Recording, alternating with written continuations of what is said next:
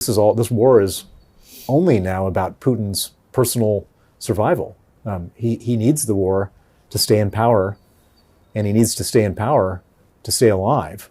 And so this is the destruction of Russia is unparalleled. To lose so many soldiers, to lose this much money, and at the same time, if one were to believe his rhetoric, the reason he went to war was to stop the advancement of encroachment of NATO around Russia. And in the time that this war has been going on, Finland and Sweden have joined NATO, and Finland has an enormous border with Russia. The whole thing is wrong in every perspective from the Russian strategic interests. They're losing money. They've lost all their Western markets for their natural gas. The number of visas being issued in Schengen has dropped by 95%. They can't travel easily. They've lost 1.2 or 1.3 million men, as you said. Another million men have left the country. It's a terrible, terrible situation in all respects for Putin, for Russia, for the people. But he needs this war, and he's not going to give up. And it might be high time in any other circumstance to stop it, but he can't. And furthermore, if he were to stop it, then you have these million soldiers that are currently there, the rapists, the torturers, the psychopaths, that are all going to come back to Russia and wreak havoc on Russia. He can't have that. Welcome to our program, Sir William Browder. Great to be here. It's a great pleasure to speak with you in Munich, and I would like to begin our conversation with your highlights from the Munich Security Conference. What is your assessment of Ukraine's future discussions around Ukraine and also Marco Rubio's speech?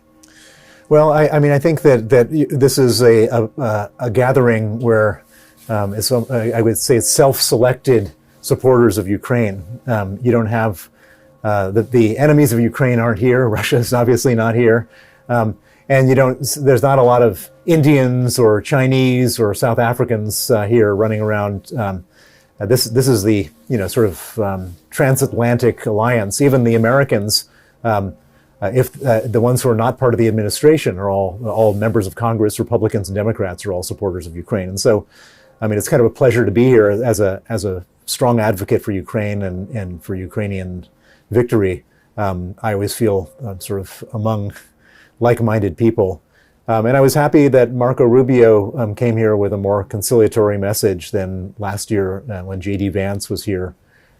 Not criticizing Russia, but criticizing Europeans, which didn't make any sense to me.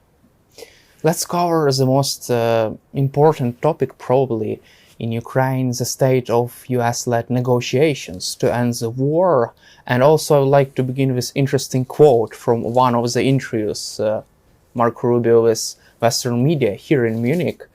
Quote, "I don't think anyone is winning. Russians are losing 7,000 or 8,000 soldiers a week. Ukraine has suffered extraordinary damage, including overnight attacks on energy infrastructure. It's a senseless war." What is your reaction to this? Well, I think his sort of factual assessment is correct. It's Russia they're sort of committing mass suicide for no great land gains. They're not gaining any territory, and they're losing these soldiers in this crazy way. And of course, he's also correct that since Russia is not making any progress in the battlefield, they're trying to terrorize the citizens of Ukraine by freezing everybody in their apartments. But what he's, I think, incorrect about is that there's nothing senseless about Ukraine defending themselves. It's senseless for Russia to be attacking, for Russia to be trying to redefine their territorial situation. And so it's not a senseless war, it's a senseless aggression by Russia attacking Ukraine. And so I wish that he would step out of this sort of fake neutral position and say what's really true, which is that it's a senseless war of aggression organized by Vladimir Putin against the victim, Ukraine. Marco Rubio also says that he doesn't know whether Russians are ready to settle this war in meaningful way. How close are we to a deal? Well, Vladimir Putin is a historic liar. He lies about everything. He lies in every statement he makes, pretty much. But there's one place where he's remarkably honest, and that is in his intentions with Ukraine. He's never deviated for 1 minute on what he thinks about Ukraine. In his mind, Ukraine shouldn't exist as a sovereign state. It shouldn't exist as an independent country. It shouldn't exist as an independent culture. He wants to eradicate Ukraine. And he's not deviated from that, and he's not planning on deviating from that. And so I find it strange that anyone has any optimism about these peace talks, because even if he were to achieve everything that in the 28-point peace plan, which was put together by Kirill Dmitriev, or the 20-point peace plan that was put together by Kirill Dmitriev, I don't think Putin would want that. He wants a total and absolute victory, and that's why he's ready to sacrifice 1,000 soldiers a day. He's thinking that he's just going to wear everyone out, and he doesn't want to negotiate or compromise. He just wants victory. And so I'm not sure what all these meetings are all about. I'm not sure who's given any authority to anybody to negotiate anything. I think it's all. I think actually what I really think it is just a way of Putin creating the appearance of a peace negotiation, so that he can carry on fighting his war, and that and he can avoid sanctions, because he can say to Trump, "How can you upset these delicate negotiations when we have a peace negotiations going on? You can't sanction me." I think that's his main intention. Do you think also that these are also the reasons behind Putin's so-called hold in strikes against Ukrainian energy infrastructure? Was this a negotiation tactics, Putin's mind games with Trump? Well, so Trump asked him to stop, bombing heating plants and electricity, and I think for 3 days he stopped, and then he had promised he was going to stop for a week, and after 3 days he couldn't constrain himself and kept on bombing them. So, I mean, it's all very disrespectful to Trump, and it's certainly hugely detrimental to Ukraine, and it shows he's not serious about peace. Don't you think that President Trump and his team, they are just over-optimistic about this? Well, who knows what they're really thinking? What I see is just an unrealistic negotiation that's not going to lead to anything. I see Putin using this as a tactic, as sort of a stalling tactic, so he can carry on doing what he wants to do. And I don't know what the Trump people think, but it's very disrespectful. If they're genuine about their desire for peace, then it's very disrespectful to the Americans that Putin is not offering peace. Can Vladimir Putin propose Trump any kind of limited energy ceasefire after the winter ends, when Ukraine will not longer need this, just to buy more time and to appease President Trump? Well, surely Putin will offer all sorts of tricks and dishonesties along the way to keep his ability to wear Ukraine down. I mean, what's so remarkable about this is that I believe that the total losses in the Soviet Union's invasion of Afghanistan over a 10-year period were like 16,000 soldiers, and here you're losing that many soldiers in 2 weeks, and that the Russian society is not saying anything about it. And that's what I find so remarkable, because in any other country, in any other place where there's any type of democracy at all, that those types of losses would be unacceptable to the entire country.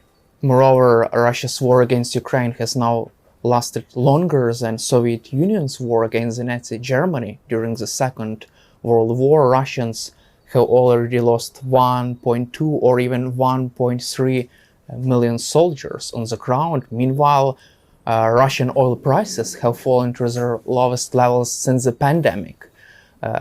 For how long can they sustain this? And don't you think that right now this would be high time for Putin to seek endgame? Well, Putin is not going to seek an endgame for one simple reason, that he needs a war. He needs a foreign enemy so that people don't get mad at him inside of Russia. And so, from my perspective, this war is only now about Putin's personal survival. He needs the war to stay in power, and he needs to stay in power to stay alive. And so, this is not. I mean, the destruction of Russia is unparalleled. To lose so many soldiers, to lose this much money, and at the same time, if one were to believe his rhetoric, the reason he went to war was to stop the advancement of encroachment of NATO around Russia. And in the time that this war has been going on, Finland and Sweden have joined NATO, and Finland has an enormous border with Russia. So, I mean, the whole thing is wrong in every perspective from the Russians' strategic interests. They're losing money. They've lost all their Western markets for their natural gas. The number of visas being issued in Schengen has dropped by 95%. They can't travel easily. They've lost 1.2 or 1.3 million men, as you said. Another million men have left the country.